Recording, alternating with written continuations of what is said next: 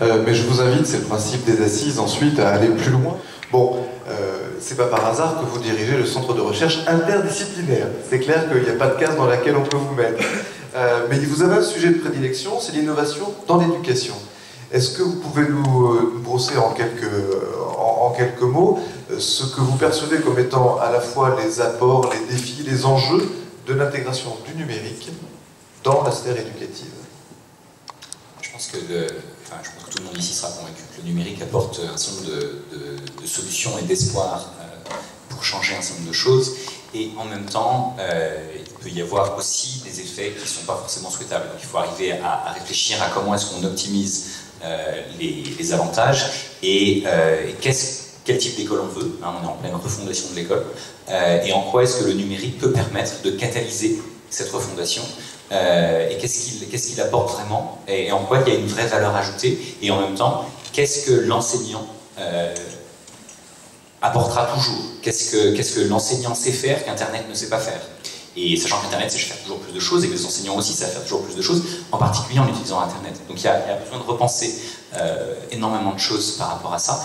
Et on a besoin de co-construire ensemble avec des acteurs très différents, des spécialistes du numérique, des spécialistes des enfants, des spécialistes des cerveaux des enfants, comme les gens des sciences cognitives, évidemment des enseignants, des parents, etc. On a besoin de tous ensemble réfléchir pour trouver des solutions. Et moi, je pense qu'on est en train de rentrer dans un monde dans lequel on va pouvoir construire et co-construire des écosystèmes d'apprentissage innovants et coopératifs.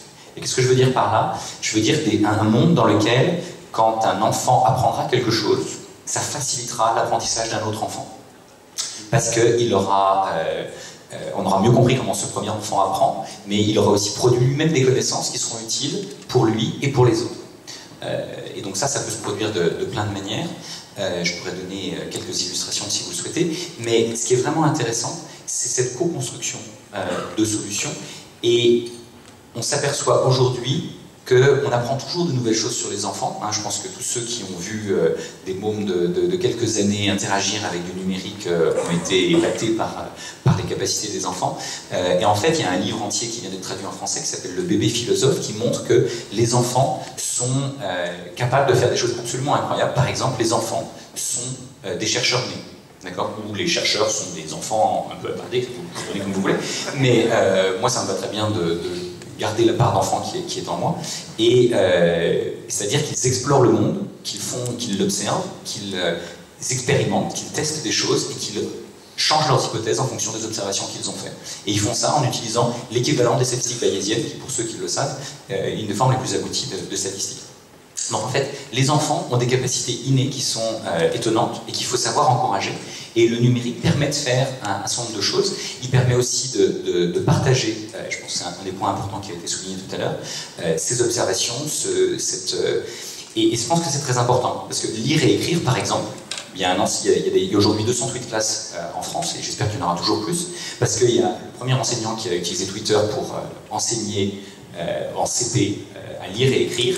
Il a redécouvert quelque chose que chacun sait, mais qu'un certain nombre de gens ont oublié, que lire et écrire, ça sert avant tout à communiquer. Et donc, si on apprend à lire et à écrire en utilisant Twitter, eh bien, on est beaucoup plus motivé parce qu'on peut communiquer. On ne fait pas simplement plaisir à la maîtresse et à maman, on peut communiquer avec le reste du monde, et c'est un élément de motivation, de plaisir et de liberté qui est essentiel et qu'on peut remettre au centre des apprentissages. Les téléphones, vous le savez tous, ont une puissance de calcul équivalente ou supérieure aujourd'hui à ce que la NASA a utilisé pour aller sur la Lune. Donc la question qu'on peut poser aux enfants, c'est tous les combien vous allez sur la Lune? Quel est votre objectif? Quelle est votre Lune? Comment vous voulez la conquérir? Et ce sont non seulement des instruments de calcul, ce sont aussi des instruments communicants, mais aussi des instruments scientifiques. Avec un téléphone portable, vous pouvez le transformer en un microscope, vous pouvez mesurer votre rythme cardiaque, vous pouvez mesurer la pollution dans l'environnement, vous pouvez mesurer énormément de choses, vous pouvez partager vos observations, vos analyses, et vous pouvez donc contribuer à une démarche scientifique. Et donc en fait, cette démarche scientifique et la démarche d'exploration du monde, en fait, elle est abordable à des jeunes toujours plus jeunes. Et aujourd'hui, je ne sais pas si vous le savez, mais les plus jeunes auteurs de publications scientifiques ont 8 ans. D'accord? Moi, je croyais qu'il fallait avoir fait un doctorat et avoir un certain âge. Ça n'est pas vrai. D'accord? Il faut juste être mis dans le bon cadre de liberté et d'exploration. Et le numérique peut permettre ça si on sait s'en servir pour donner des cadres de liberté et accompagner les enfants dans leur démarche et catalyser leurs explorations. Ça, je pense que c'est quelque chose d'assez radicalement nouveau, et donc on a besoin tous de s'habituer à cette idée d'abord, et puis d'en comprendre l'ensemble des implications, et d'aider ces jeunes. Et donc on a besoin de co-construire des solutions entre les gens qui sont bons dans le technique, qui savent ce que c'est qu'un enfant, qui savent ce que c'est qu'un cerveau d'enfant, et travailler aussi avec les enfants, avec leurs enseignants, avec leurs parents, et de créer des lieux ouverts de co-construction, de solutions qui sont radicalement différentes des préexistantes, au sens où elles sont faites pour l'enfant, et pas juste et pour les apprentissages de l'enfant. Donc on a entendu un exemple que je trouve intéressant tout à l'heure, et je pense qu'il faut construire toujours plus de ces choses-là. Moi j'appelle ça les technologies socratiques, si vous voulez. D'accord ? Depuis Socrate, on sait que les idées naissent d'une certaine manière, mais la manière dont les enfants naissent aujourd'hui est très différente de la manière dont la mère de Socrate faisait naître les bébés, et la manière dont naissent les idées aujourd'hui a besoin aussi de faire des progrès. Et donc on a besoin d'inventer des technologies, pas simplement pour les buts qui nous sont vendus aujourd'hui, mais des technologies pour apprendre, pour partager, pour co-construire des solutions. Et ça se passe à tous les niveaux. Et je pense qu'une des choses importantes, c'est aussi de comprendre, sur ces valeurs de partage, les valeurs éthiques. Parce que les technologies sont toujours plus puissantes. Et moi, j'étais le 11 septembre 2001 à New York, et j'ai vu l'utilisation particulièrement atroce de technologies par un petit groupe de gens déterminés. Et donc, est-ce qu'on peut inverser cette logique et utiliser les technologies pour des choses constructives? Et comment est-ce qu'on forme les enfants à cette logique constructive?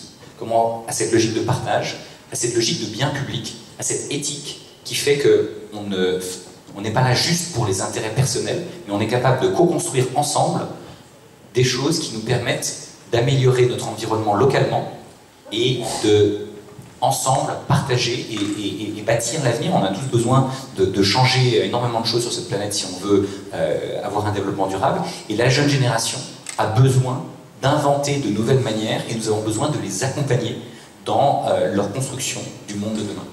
Et donc on a besoin de construire avec eux et pour eux des manières d'apprendre, de partager, de co-construire.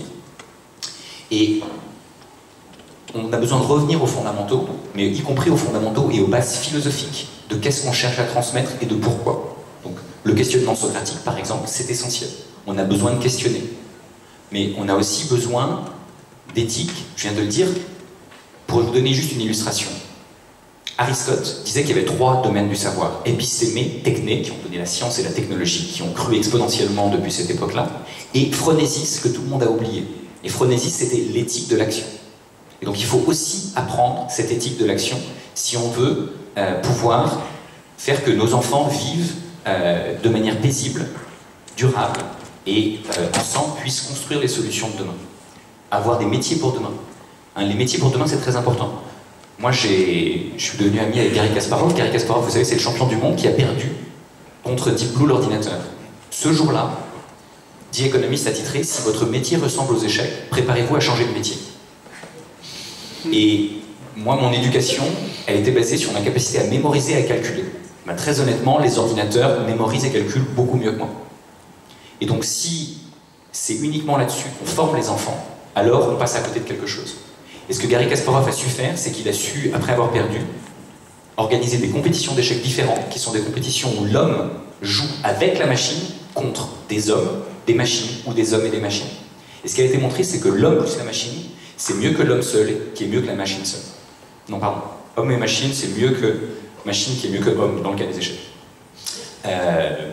Mais ce qui est important, c'est donc, c'était pas le meilleur joueur, c'était pas la meilleure machine qui gagnait, c'était la meilleure combinaison homme-machine. Et donc on a besoin de former les enfants à utiliser au mieux les outils numériques pour pouvoir leur permettre de créer la société de demain et les emplois de demain. On sait tous que les emplois de demain n'existent pas encore aujourd'hui. Et donc on ne peut pas les former aux métiers de demain. On a juste la possibilité de les aider à s'adapter à un monde en changement permanent. Et donc on a besoin de les aider à acquérir les informations, les connaissances, les collaborations qui leur seront nécessaires demain pour pouvoir s'adapter. Donc ils ont besoin d'apprendre à apprendre, ils ont besoin d'apprendre à coopérer, ils ont besoin d'apprendre à travailler ensemble, ils ont besoin d'apprendre pour le coup, pas seulement à utiliser le numérique, mais à utiliser leur intelligence émotionnelle, à être capable de travailler avec les autres Et ça, c'est un des dangers du numérique, c'est qu'il peut séparer, il crée une distance entre humains si on ne sait pas maîtriser son utilisation. On a besoin de se servir du numérique pour garder le contact et pour créer de nouveaux contacts, mais on a aussi besoin de travailler sur la relation humaine. Et ça, c'est des choses que les enseignants, les écoles, les parents peuvent contribuer à faire. Ce qu'il faut savoir, par exemple, c'est qu'aujourd'hui, l'OCDE a montré que le numérique améliore les résultats des élèves à l'école, ce qui est une bonne chose, c'est pas évident pour tout le monde en tout cas. Mais, et encore comme on l'a dit, ça dépend des contextes dans lesquels on se positionne. Mais, donc si on sait bien l'accompagner, ça peut être favorable. Mais ce qui a été montré aussi, c'est que ça accroît les inégalités. Et si on veut éviter que les inégalités se creusent, on a besoin d'aider les enfants, parce que ce qui a été montré par l'OCDE, c'est que plus vous avez de livres à la maison, plus le numérique va vous apporter quelque chose. Parce que vous savez, dans la culture familiale, gérer des flots d'informations.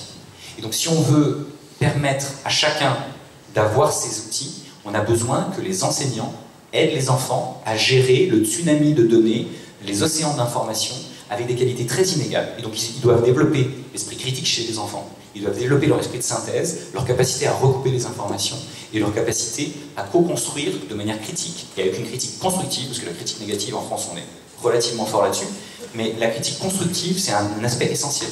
Et contribuer à des logiciels libres, contribuer à Wikipédia, contribuer à la contribution de savoirs et d'outils collaboratifs, c'est essentiel. Et c'est aussi essentiel pour éviter de creuser les inégalités. Parce que si l'État, par exemple, décide d'investir sur le numérique, s'il construit des solutions qui sont libres, alors chacun pourra les adapter à des élèves handicapés, à des élèves dans différentes situations, et chaque collectivité pourra s'en emparer, y compris à l'international, et on pourra bénéficier des progrès faits par une communauté la plus ouverte et la plus large possible. Si par contre on investit uniquement dans les solutions, si Paris investit dans des solutions technologiques, eh bien ces technologies, ces solutions, si elles sont fermées, alors elles ne pourront pas bénéficier à l'ensemble du territoire national et au-delà.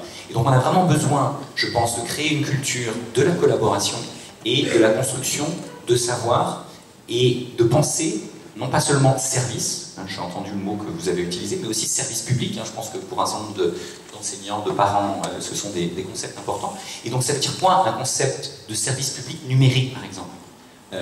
Pour moi, il est essentiel que ce service public numérique contienne cette volonté de créer des contenus et des outils qui soient construits collaborativement selon des licences de type Creative Commons, libres, etc., pour que chacun puisse bénéficier de ça et qu'on soit dans un monde co-construit où chacun coopère à l'écosystème et chacun bénéficie des avancées de tous. Merci, merci François Tadei.